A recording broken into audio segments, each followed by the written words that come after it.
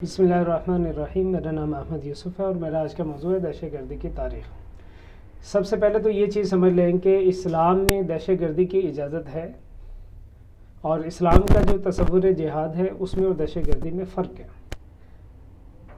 और इससे पहले बयान करने से पहले मैं ये वजाहत करना ज़रूरी समझूँगा, बाकी अदियान की तरह इस्लाम में जिहाद के भी कुछ उसूल बयान किए गए और उसका इस्तेमाल और उसके मुहर्रकात भी बयान किए। सबसे पहले देखा जाए तो इस लफ्ज़ का इस्तेमाल कब से हुआ। अंग्रेज़ी ज़ुबान में इसको टेररिज़म कहते हैं। 1973 में इसका इस्तेमाल पहली मरतबा फ़्रांस की अवाम ने किया, जब फ़्रांस की हुकूमत ने अवाम पे जुल्म किया। दूसरी मरतबा इसका इस्तेमाल 1866 में हुआ और ईसाई इस्तेमाल करते रहे इसका आयरलैंड में। तीसरी मरतबा 1930 से 1940 तक अंडरवर्ल्ड के यहूदियों के लिए ये लफ्ज़ इस्तेमाल किया गया। अब इसके अंदर जहाँ भी आप तारीख़ देखेंगे मुसलमानों का इसके साथ कोई ताल्लुक़ नहीं है। ये गैर मुस्लिम अवाम और गैर मुस्लिम कम्युनिटी के लिए ये लफ्ज़ इस्तेमाल होता रहा, उनके ज़ाती मफाद के खातिर जो लड़ाइयाँ लड़ी गई।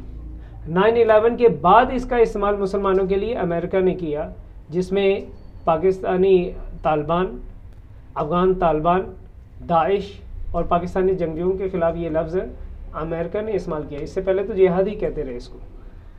तो इसकी मुहर्रकात अगर देखी जाए तो सबसे पहले तो गलत तसव्वुर दीन है।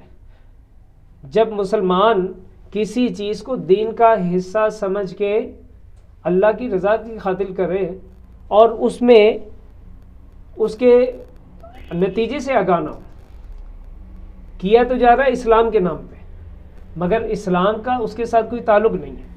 जैसे कि आप देख सकते हैं, इस्लाम अमन का दरस देता है और कोई भी लड़ाई ज़ाती मफाद की खातिर नहीं लड़ी जाती, मकसद रज़ाए इलाही होता है। और जब बाकायदा जंग का आगाज़ हो तब इसकी इजाज़त दी जाती है जिहाद की, और उसमें लोगों के जान माल इज़्ज़त आबरू की हिफाजत की जाती है और बहुत सारे हुकूक का ख्याल रखा जाता है। तो गलत तसव्वुर दीन जो लोगों में फैलाया जा रहा है उसकी वजह भी दहशत गर्दी के फैलाव की है। जैसे कि आप देख लें, अगर मुल्क के अंदर किसी जगह पे कोई ऑपरेशन किया जाए और उस ऑपरेशन के नतीजे में नुकसान पहुंचने पे कोई शख्स उसको ज़ाती लड़ाई समझ ले, उस सूरत में जब वो कार्रवाई करता है वो दहशत गर्दी के ज़मरे में आ जाती है। फिर ज़ाती मफादात भी इसके अंदर मकासद के अंदर एक है। हमारे सियासतदान, हुक्मरान या कोई भी ऐसी कम्युनिटी जो अपने मफादात के लिए, अपने फ़ायदे के लिए लोगों का इस्तेमाल करे। इस तरह मुल्की सतह पे और गैर मुल्की सतह पे भी इसका इस्तेमाल किया जाता है अवाम का गुमराह करके।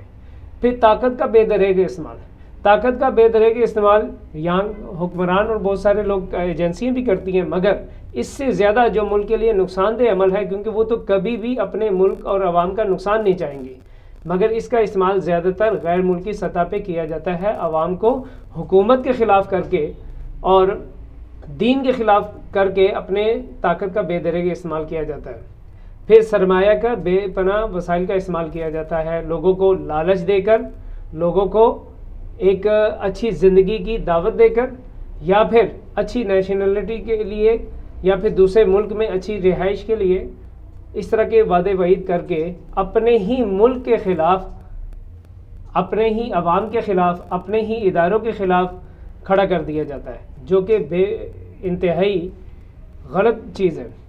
अगर हम बात करें कि इस्लाम में क्या इस चीज़ की इजाज़त है, जैसे कि आप खुदकुश बमबार के बारे में सुनते हैं, क्या ऐसे हमलों की इस्लाम में इजाज़त है?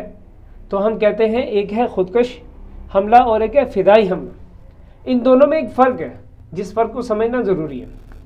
खुदकुश हमला जो किया जाता है, इसमें जान बचने की उम्मीद नहीं होती, जबकि फ़िदाई हमलों में जान बचने की उम्मीद होती है। और ख़ुदकश हमला ज़ाती मफाद की खातिर किया जाता है, फ़िदाई हमला इस्लामी तालीमात की रोशनी में किया जाता है। फिर ख़ुदकश हमले में आम आवाम नुकसान में रहती है, ऐसे अफराद भी उसका हिस्सा बन जाते हैं जो जिनका उस चीज़ से कोई ताल्लुक़ मौजूद नहीं है। जबकि फ़िदाई हमलों में बहुत सारे उसूलों को मद्देनज़र रखा जाता है, जैसा कि کھیتوں کو نقصان نہیں پہنچایا جاتا ہے، عمارتوں کو نقصان نہیں پہنچایا جاتا ہے، بچوں اور بوڑھوں کا، عورتوں کا قتل نہیں کیا جاتا، پھلدار درخت کو کاٹا نہیں جاتا، اور اسی طرح وسائل کو ضائع نہیں کیا جاتا۔ علماء کے ہاں اس کے بارے میں کیا حکم ہے؟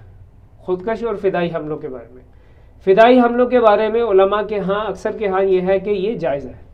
خودکش حملوں کے بارے میں بالکل ناجائز کا حکم انہوں نے دیا، کیونکہ اس میں نقصان خود کو بھی پہنچتا ہے اور دوسری عام عوام جس کا تعلق نہیں ہے وہ بھی اس میں نقصان میں رہ جاتی ہے۔ تو علماء کے ہاں اس کی بڑی سختی سے ممانعت ہے۔ خودکش حملوں کے حوالے سے اسلام کیا کہتا ہے؟ اللہ رب العزت نے فرمایا من قتل نفسا بغیر نفس او فساد فی الارض، کہتے ہیں جس نے ایک شخص کو قتل کیا اس نے پوری انسانیت کو قتل کیا۔ ومن احیاها فکأنما احیا الناس جميعا، اور جس نے کسی ایک انسان کو بچایا اس نے پوری انسانیت کو بچایا۔ یعنی آپ خلاصہ یہ سمجھ لیں کہ اس وقت داعش اور دوسرے جو طالبان جنگجو اور ایسے دوسری تنظیمات ہیں جو کام کر رہے ہیں، وہ استعمال تو اسلام کو کر رہے ہیں، مگر ان کا جو استدلال ہے تصور دین کا وہ غلط ہے، اور اس کی وضاحت اور اس کی تصحیح اور لوگوں میں اس بارے میں آگاہی علماء کرام ہی کر سکتے ہیں۔ تو ضرورت اس امر کی ہے کہ ہمارے علماء سامنے آئیں اور دہشت گردی اور فدائی حملوں کو کھل کر بیان کریں، جہاد اور جنگ کے فرق کو واضح کریں۔ ہر وہ چیز جو ہمارے ملک کے مفاد، ہمارے اداروں کے خلاف اور ہماری عوام کے لیے نقصان دہ ثابت ہو وہ غلط ہے، وہ دہشت گردی کے زمرے میں آئے گا، اور جس میں اسلامی تعلیمات کے تدریج یا پھر اسلام کی سربلندی کے لیے ہو وہ چیز جائز ہے، اور اس میں کسی عام عوام کا نقصان نہ ہو، اداروں کا نقصان نہ ہو، اور ہمارے ملک کی املاک کو نقصان نہ پہنچتے ہو، ہمارے ملک کی ریپوٹیشن خراب نہ ہوتی ہو۔ تو یہ چیز ضروری ہے کہ ہم دہشت گردی کا فرق سمجھیں، جہاد اور جنگ کے فرق کو سمجھیں، خودکشی اور فدائی حملوں کے فرق کو سمجھیں۔